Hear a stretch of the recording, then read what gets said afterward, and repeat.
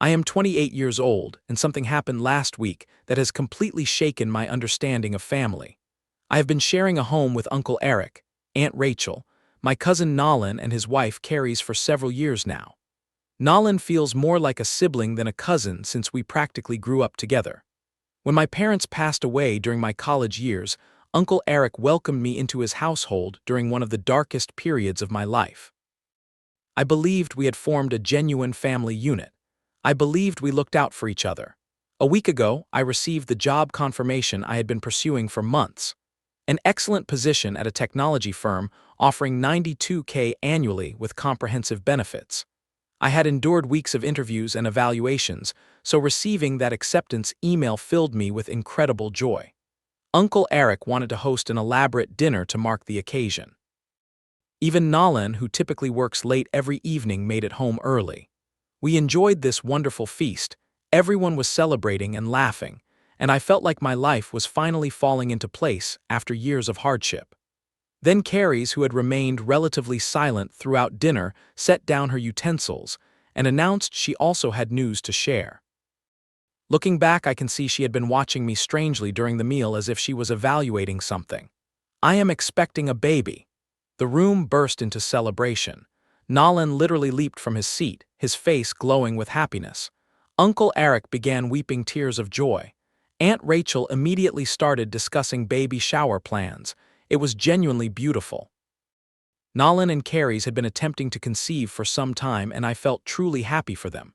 I was already imagining my role as the fun uncle, considering what gifts I might buy for my future niece or nephew. The festivities continued for a while, everyone speaking excitedly over one another. Then Carries cleared her throat and silence fell over the room. "There is another matter I need to discuss," she said, looking straight at me. Her entire attitude transformed. The timid, joyful, expectant mother vanished completely. Her expression became stern, almost aggressive. "Now that I am pregnant, Daniel, I believe it is time you found alternative living arrangements." The atmosphere changed instantly. Uncle Eric and Aunt Rachel stopped mid-celebration. Nolan appeared bewildered as if questioning what he had heard. I attempted to laugh it off. "What are you referring to?" "This house has ample space. When the baby arrives, I can assist with care." Carries's demeanor remained unchanged. "That is precisely the issue. When the baby comes, we will require privacy. We need space for our family unit." She emphasized her next words carefully. "Our nuclear family. You have employment now, you can manage your own place." The way she pronounced nuclear family felt like a physical blow. As if I had been relegated from family member to boarder. My chest felt tight, but I maintained a steady voice. "I am confused. This house is enormous. We can reorganize rooms, establish the nursery. There is certainly enough space for everyone." "That misses the point," Carries said sharply. "You are not understanding. I will be recovering post-delivery. I will be nursing. I will be in various states of undress. I will be vulnerable. I cannot have someone outside the nuclear family residing here during that period." Outside the family? Those words struck deep. I had been living here for 7 years.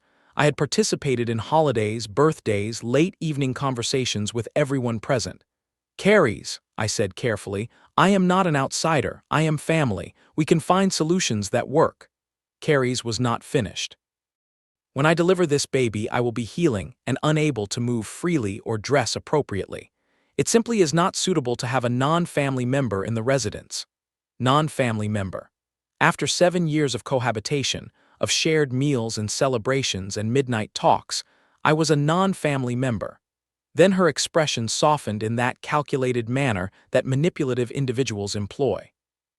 "Daniel, I am not attempting to force your departure, but you have resided here for many years. Do you not think it is appropriate to move forward with your life?" Seeing my face darken, she pressed on. "Your parents died young. During your undergraduate and graduate studies, my in-laws supported all your living costs. These days, young men value independence. It is time you developed some self-respect and began living independently." The sheer audacity was staggering. She was lecturing me about self-respect while attempting to evict me from my own home. Uncle Eric, who had been quiet for some time, finally struck his hand against the table. "Stop! Carries, you are completely inappropriate. Nolan, escort your wife to your room." Nolan quickly defended her. "Dad, Carries is expecting. Why are you shouting at her? Besides, she has a point." Daniel has been here a long time. Perhaps it is time for him to establish his own residence. Something inside me shattered hearing my cousin, the person I had grown up alongside, support her so readily. But what followed was even more painful. Nolan regarded me with an expression I had never witnessed before, something combining pity and irritation. He said, "Listen, man, I did not want to mention this publicly, but Carrie's and I have been discussing this for months. We need to begin our own life, and frankly, at your age, still living with your uncle, it does not look good. People question us about it constantly. It is embarrassing." There was the truth, not Carrie's privacy concerns or the baby's requirements. They were ashamed of me. Uncle Eric exploded. He slammed his glass down and yelled at Nolan, "Then you can leave too." The atmosphere in the room was suffocating and everyone was staring at me. I had remained silent for too long. That silence had only demonstrated to people they could mistreat me. With a voice calmer than I felt, I started speaking. Nolan, I am sorry, but you are both incorrect about several things." The room became even quieter. Uncle Eric, still flushed with anger, observed me closely. Aunt Rachel sat with her hands clasped, clearly distressed. All attention was on me. I took another breath and continued. The day following my parents' funeral, Uncle Eric gave me an envelope. Inside were all the checks I had written to them for support. 14 months of payments. $76,500. Not one had been deposited. Aunt Rachel began crying at the memory. Uncle Eric's voice was soft but clear. "We could not accept payment for caring for family," he said. "But you needed to contribute somehow, so we allowed you to write the checks. We deposited them in an account for you, for when you would require it. I used that money as the down payment on this house. The life insurance of $400,000 was sufficient to purchase it completely at $275,000. The remainder was invested in an emergency fund. Every utility payment, every property tax bill, every repair over the past 7 years. That comes from what my parents left me." The surprise in the room was immediate. Nolan appeared as if I had struck him, while Carrie's expression shifted from smug confidence to something between fury and humiliation. She went pale momentarily, her lips shaking, but quickly changed her expression to something even more hostile, her eyes filled with pure rage. "What?" Nolan stuttered, clearly confused. "But Dad, this cannot be accurate, right?" Uncle Eric looked at him, his eyes showing frustration and shame. He paused before nodding slowly in acknowledgement. "Yes, son, Daniel owns this house. He purchased it with his inheritance. He has been supporting all of us. I assumed you knew." Nolan's face drained of color. "You never informed me," he said quietly. "I never considered it important," I responded. "We are family. I did not think it mattered who handled the expenses." Carrie stared at me with a combination of resentment and hatred. Nolan looked completely disoriented, unsure where to look or what to say. The evening, which had begun with celebration, now concluded with unbearable strain. Carrie's, clearly attempting to preserve what remained of her dignity, rose from the table without speaking, turned and walked upstairs, her face contorted with anger. Nolan followed her, still looking dazed, but not before giving me a look I could not interpret. Pain? Betrayal? I was uncertain. I knew this was not finished. Update 1: 2 days have passed since my original post, and events have intensified in ways I never anticipated. I am still trembling as I compose this. The morning following the dinner confrontation, I awoke early. I had barely rested, replaying the exchange repeatedly in my mind. I felt terrible. The expression on Nolan's face continued to trouble me. Carrie's rage I could manage, but witnessing my cousin so bewildered and wounded was devastating me. I decided the wisest course was to give everyone breathing room, allow tensions to subside. I dressed, grabbed coffee, and departed for work without speaking to anyone. The house was silent regardless. I assumed we would discuss things later once feelings were not so intense. Work was challenging. I could not focus. I kept monitoring my phone, expecting a message from Nolan or my uncle. None arrived. By afternoon, I had this persistent feeling that something was amiss, but I could not identify what. I returned home around 6 p.m. The first thing I observed was how quiet everything seemed. No television sounds, no cooking activity, nothing. The house felt vacant in a way that made me uncomfortable. Then I attempted to open the front entrance. It would not move. I assumed it might be jammed, so I tried again, applying my shoulder to it. Nothing. My key would not even insert into the lock correctly. That is when my heart began racing. I walked to the rear entrance. Also secured, and my key did not function there either. Someone had replaced the locks. I stood in my own backyard attempting to comprehend what was occurring. Then I heard a window opening upstairs. Carrie's appeared leaning out with this victorious, malicious expression. "You are not stealing this house from me," she shouted. "You cannot simply evict a pregnant woman. This is my home now." Then she closed the window forcefully. I remained there momentarily, genuinely shocked. The boldness of it was almost remarkable. She had changed the locks on my property, locked me out, and was now behaving like she was the victim. I returned to my car and sat there, phone in hand, staring at my own residence. This was Nalin, my cousin who felt like a brother.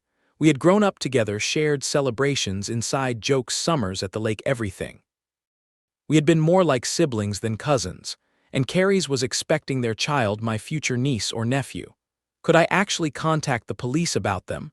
I sat there for 20 minutes considering. Part of me wanted to wait it out, let things settle, find some middle ground.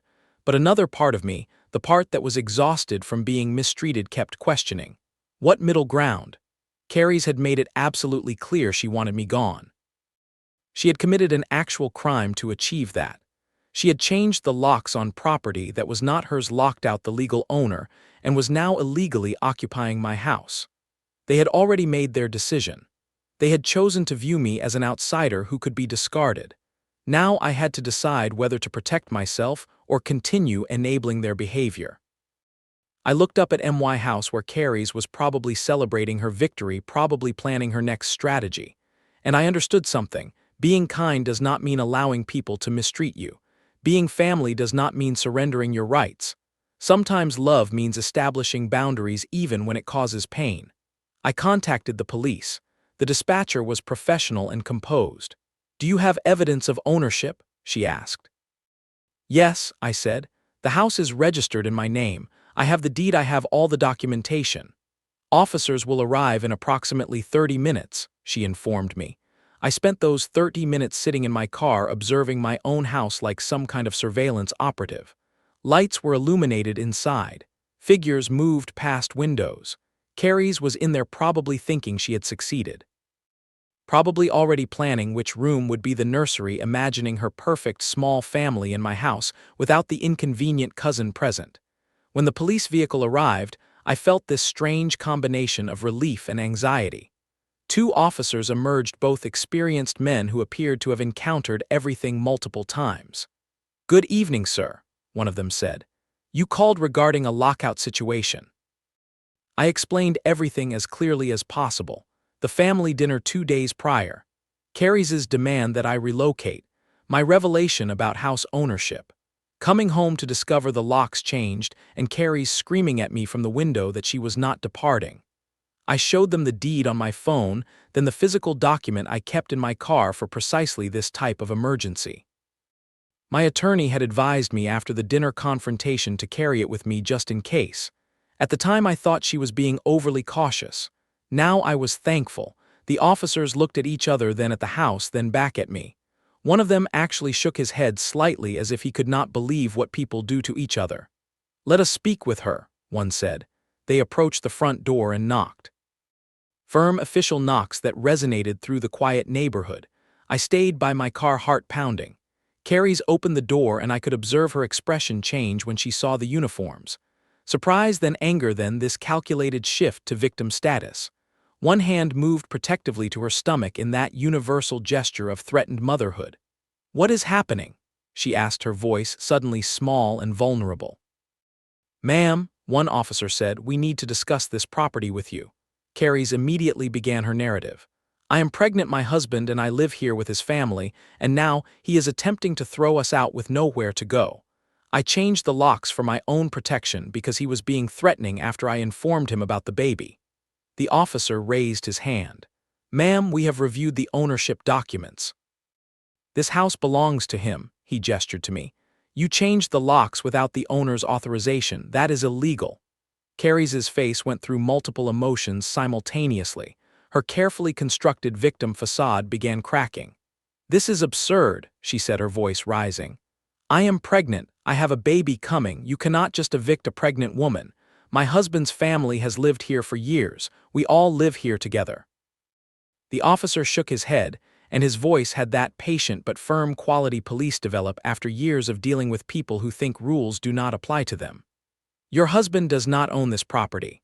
This gentleman does, and you have illegally changed the locks, which constitutes unlawful exclusion of the rightful owner. You have two choices: unlock the door and depart voluntarily, or you will be arrested for trespassing." I observed Carrie's face go pale, then flush bright red. Her calculated victim performance was collapsing, and underneath was pure rage. She looked at me with such hatred that I actually stepped backward. "You will regret this," she hissed. "I am not forgetting this. Never." The officer's voice became firmer. "Ma'am, I need a response. Are you departing voluntarily or not?" Carrie stood there shaking with rage for what seemed like eternity. Her hands were clenched into fists at her sides. She was breathing heavily, and I could see her trying to determine if there was any strategy left to employ, any advantage left to play. But she had overextended her position, and now the house of cards was collapsing. Then she spun around and stormed upstairs. I could hear her banging around, throwing things, slamming drawers. The officers and I waited in uncomfortable silence. About 10 minutes later, she came down with a suitcase, Nolan trailing behind her, looking absolutely devastated. He had clearly rushed home from work. His tie was loose, his shirt wrinkled, and his eyes were red. "Daniel," he started, but I raised my hand. "Not now," I said. Carrie's pushed past everyone without looking at me, dragging her suitcase to their car with jerky, angry movements. Nolan hesitated for a moment, opening his mouth as if he wanted to speak. We stood there, cousins who had grown up like brothers, and I watched him search for words that would not come. Then he turned and followed his wife. After they departed, the officers ensured I could re-enter my house. They had to contact a locksmith to replace the locks again, which arrived within an hour.